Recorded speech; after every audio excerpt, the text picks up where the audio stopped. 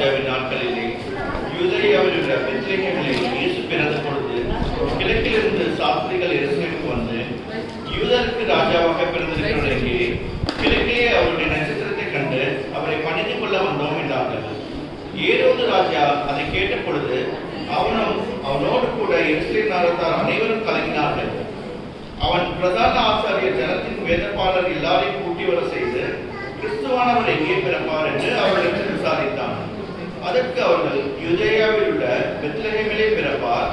அதென்னென்றால், யூதேயா தேசத்துள்ள பெத்லகேமே, யூதாவின் பிரபுக்களின் நீ சிறியதல்ல, என் ஜனமாகிய இஸ்ரவேலை ஆளும் பிரபு உன்னிடத்திலிருந்து புறப்படுவார் என்று தீர்க்கதரிசினால் எழுதப்பட்டிருக்கிறது என்றார்கள்.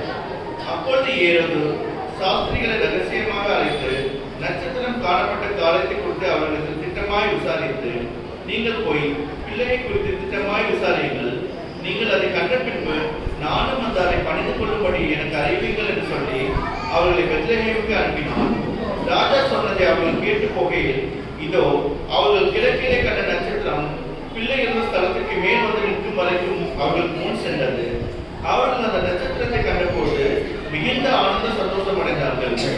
அவர்கள் அந்த வீட்டுக்குள் பிரவேசித்து பிள்ளையும் அதன் தாயாய் மரியாதையும் கண்டு சாஷ்டாங்கமாய் விழுந்து அதை பணிந்து கொண்டு தங்கள் பொக்கிஷங்களை திறந்து பொன்னையும் தூபவர்க்கத்தையும் வெள்ளை கோலத்தையும் அதற்கு காணிக்கையாக வைத்தார்கள். பாடம் கத்தருக்கே மேம்பட்டதாக. Now we have